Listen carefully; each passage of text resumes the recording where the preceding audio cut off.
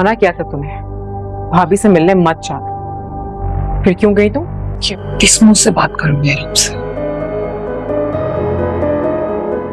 जो कुछ मैं उसके साथ कर चुकी हूँ। क्यों? साइमा भाभी से मिलने की इजाजतनामे आप जारी करती हैं क्या? दिल में रखा होगा ना, कभी माफ नहीं करेगी मुझे। ऐसा हुआ, लेकिन तुम्हें कैसे मालूम? आपने मुझे अभी घटिया कहा ना, लेकिन शायद आपको अंदाजा नहीं है कि आप खुद कितनी घटिया हैं। मैंने साइमा को कोई मैसेज नहीं किया। इनफैक्ट बहुत लंबे अरसे से मैंने उसको कोई मैसेज नहीं किया है।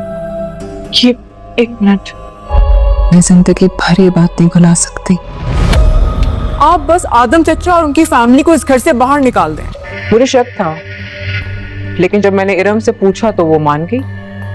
हया, इस मामले में मैं देख रही हूँ तुम गैर मामूली दिलचस्पी ले रही हो। तुमने मेरी बात सुनी जब किसी ने भी नहीं सुनी। ये देखें, ये मैसेज आपने नहीं किया। एक मिनट, ये मैसेज मेरे फोन से ही हुआ है, लेकिन तुम यकीन करो ये मैंने नहीं किया मैसेज। तुमने मेरा साथ दिया, मुझ पर भरोसा किया, एतमाद किया। मैं हया, तुम्हें झूठ बोलते हुए इतनी सी भी शर्म नहीं आती ना? लेकिन एक बात याद रखना, तुम्हें ये बात मालूम है, आदम भाई इस घर में आधी विरासत के हिस्सेदार हैं। मैं तुम्हें इस घर के साथ मजीद खिलवाड़ नहीं करने दूंगी।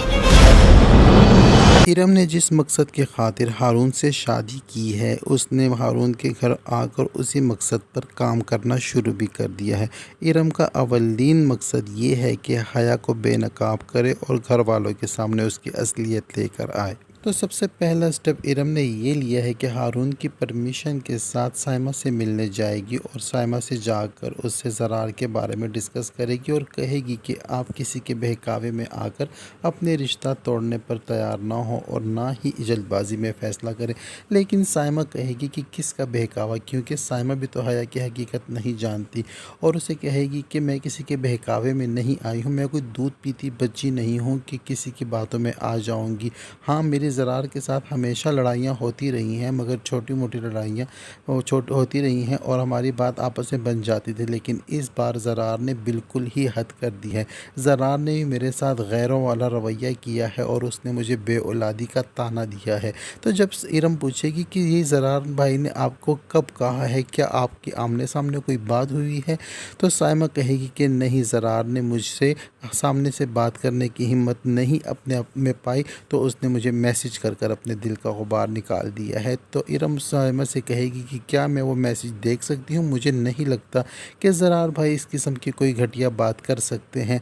तो साइमा भी गुस्से में आकर अपना मोबाइल इरम के हाथ में थमाती है और कहती है कि देख लो तुम्हारे ज़रार भाई का मैसेज, उसने क्या कहा है, अब तुम खुद ही फैसला कर लो कि क्या ये सब कुछ सुनने के बाद भी मैं इस रिश्ते को आगे बढ़ाने के लिए तैयार हूँ, या क्या अपने ऊपर लगे हुए इल्ज़ामात को साबित कर दूँ, या औरों के तानों के साथ साथ अब मैं अपने शोहर की नज़रों में भी अपने आप को गिल्टी महसूस करूं। तो ये सुनकर जो है इरम भी परेशान हो जाती है, लेकिन इरम उस वक्त एक अक्लमंदी का काम करती है कि साइमा के मोबाइल से अपने मोबाइल पर एक पिक्चर खींच लेती है और अपने पास सबूत रख लेती है। और साइमा घर आते ही ज़रार भाई के साथ मिलने जाती है और ज़रार से पूछती है कि क्या आपने कभी साइमा को कोई मैसेज किया है, और अपना अगर किया भी है तो इतना सख्त रवैया आपने क्यों अपनाया है। तो ज़रार आगे से कहता है कि मैंने तो काफ़ी लंबे अरसे से साइमा को कभी मैसेज किया ही नहीं है। तो ज़रार के मुंह से ये बात सुनकर इरम इत्मीनान का इजहार करती है और उसे कहती है कि अच्छा, अगर आपने मैसेज नहीं किया है तो ये क्या है। अपना मोबाइल दिखाती है ज़रार को, तो ज़रार देखता है और कहता है इरम से कि हाँ, ये मैसेज मेरे मोबाइल से ज़रूर हुआ है, मगर तुम मेरा यकीन करो कि मैंने इस किस्म का मैसेज किया, मैंने बल्कि कोई भी मैसेज साइमा को कभी किया ही नहीं है। तो ये सुनकर इरम जो है थोड़ी सी परेशान हो जाती है, बल्कि इरम को तो हया की हकीकत मालूम है। ज़रार परेशान हो जाता है कि आखिर कौन है जो मेरे मोबाइल से इस किस्म का मैसेज साइमा को भेज रहा है और हमारे रिश्ते में दरार डालने की कोशिश कर रहा है। अब ज़रार को भी शक होने लगा है कि कोई तीसरा तो है ज़रूर जो हमारे इस रिश्ते को ख़राब करने की कोशिश कर रहा है।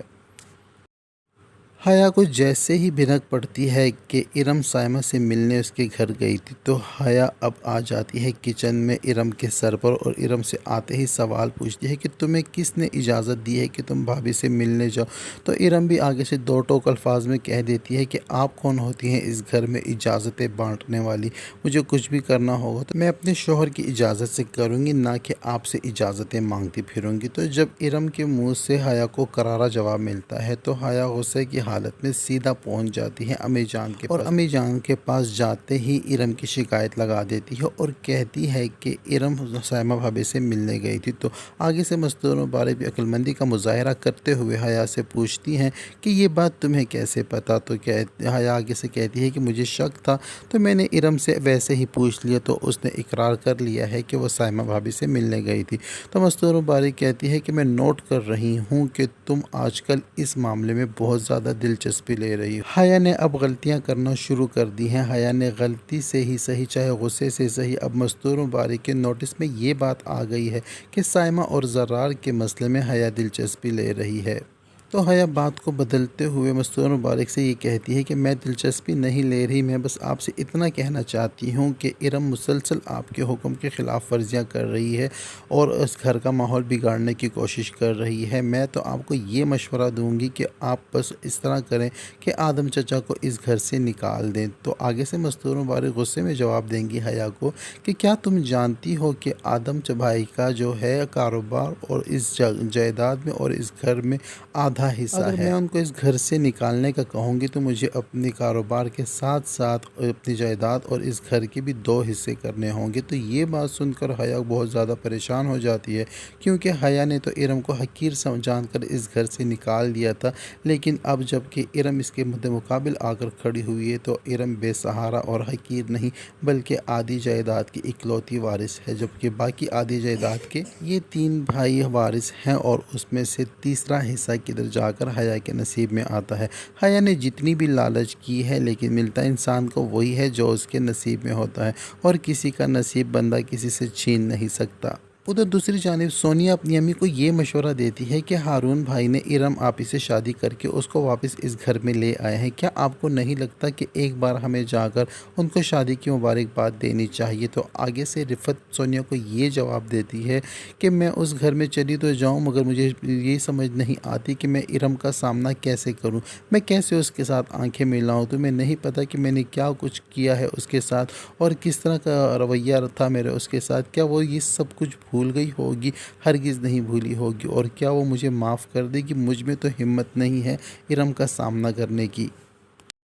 لیکن ارم ایسی لڑکی ہے ہی نہیں. ارم کو سب معلوم ہے کہ جس کا بھی بیہیویئر ارم کے ساتھ خراب تھا اس کا وہ بندہ خود ذمہ دار نہیں ہے بلکہ اس ساری چیزوں کی ذمہ دار حیا ہے، کیونکہ حیا نے ہی تمام گھر والوں کی آنکھوں پر ایسی پٹی باندھ دی اور ایسی گیم کھیلی کہ جو حیا چاہتی تھی گھر کے افراد جو تھے وہی کر رہے تھے. اور اس سب کے قصوروار جو ہیں وہ گھر والی نہیں بلکہ صرف اور صرف حیا ہے. اور ارم نے اپنے دل کو صاف رکھا ہوا ہے سب گھر والوں کی طرف سے اور جو بھی اس کے ساتھ برا کر چکا ہے ارم چاہتی ہے کہ وہ ان کے ساتھ اچھائی کرے. اور ارم کی اچھائی کا سب سے بڑا ثبوت یہی ہے کہ اس نے شادی کے بعد جو اپنا پہلا مقصد ہے اس کو یہی جانا ہے کہ اس گھر کو ٹوٹنے اور بکھرنے سے بچائے، کیونکہ اس گھر میں ارم کا بچپن گزرا ہوا ہے اور اس گھر میں سب کے ساتھ وہ ہنسی خوشی رہتی تھی اور اس گھر کو اب وہ ٹوٹتا اور بکھرتا ہوا نہیں دیکھ پا رہے.